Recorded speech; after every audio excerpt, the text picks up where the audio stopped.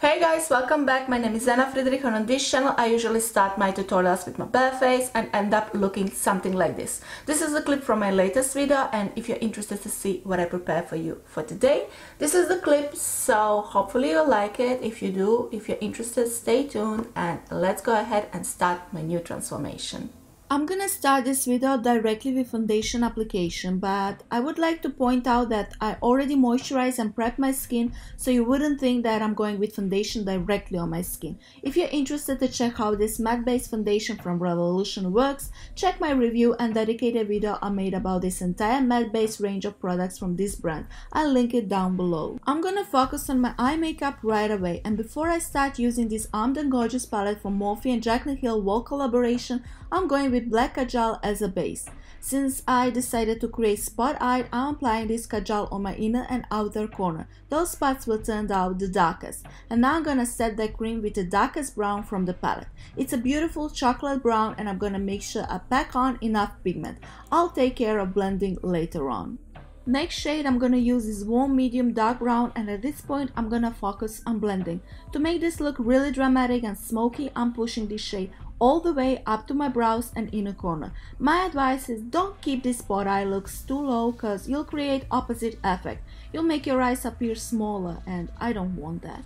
Take your time with blending, especially when it comes to those edges. You don't want any harsh lines. You want to achieve that smooth transition back to your skin tone. I'm keeping my camera settings very high on sharpness, so you'll be able to see every detail. I don't use smoothing filters on my camera, not during the video edit, so you could get the real picture of what's going on during every step I make. These small bumps you see, that's not an eyeshadow failure, those are just my skin imperfections. Since this eyeshadow palette doesn't contain matte black shade, I went with mono eyeshadow from Revolution in shade Black Heart. I'm placing it on the very inner and outer corner. First I'm building the pigment, then I'm making sure everything is like properly blended. On the very center of my lid I applied this gorgeous gold shade called Coin, and I've used this shade dry. It's stunning and highly reflective, but I wanted to apply gold glitter on top, so I reached for Linda Hallberg Metallic Mysteries Volume 2 palette. You can find the same shade in her previous palette, Metallic Mysteries Volume 1. This looks really pretty. Then I took care about these edges and transitioned from gold to black. I went with more of that black just on the edges. You need to go back and forward with this type of looks. Moving on onto my skin, I'm gonna use matte based conceal kit in the lightest shade, and I'm gonna show you every step I went through to achieve this look, but I'll remain focused on the eye makeup. I don't want it to turn too long.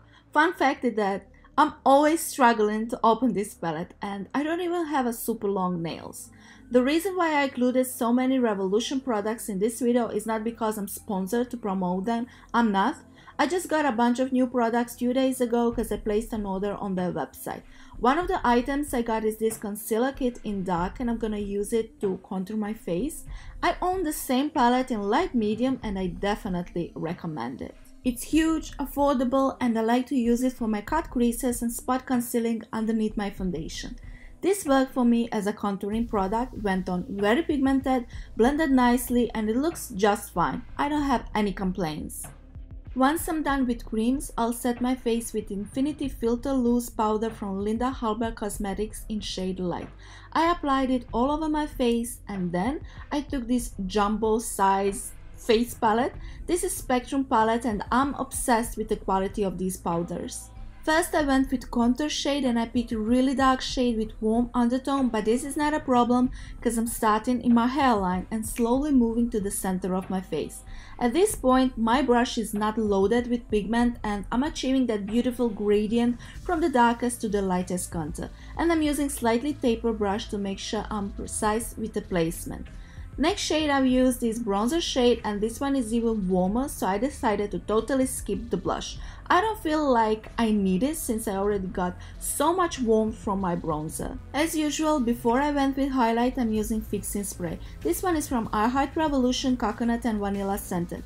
My base is not completely dry while I'm applying highlighter from the same face palette. I tried a couple of highlighters from this palette, but I still prefer my high-end highlighters, but they're nice. Not that intense as I would like them to be, but still very nice. Let's finish this eye look with the same steps and shades I already used. With black kajal, I'm going in my waterline and I'm gonna tightline my upper lash line. You can apply this directly under your lashes, but I went with the brush. Then I smudged it with a pencil brush and I went with that dark chocolate shade close to my lashes and then with a lighter brown. And I'm not afraid of the drama. This type of makeup is going to look amazing on photos. To make sure everything is nicely diffused on the edges, I went with big blending brush without any additional product. To finish this eye makeup, I applied same gold shades in the middle of my lower lash line. I skipped the wing but went with liquid eyeliner. This one is matte black from Catrice just to make sure my lashes look more natural.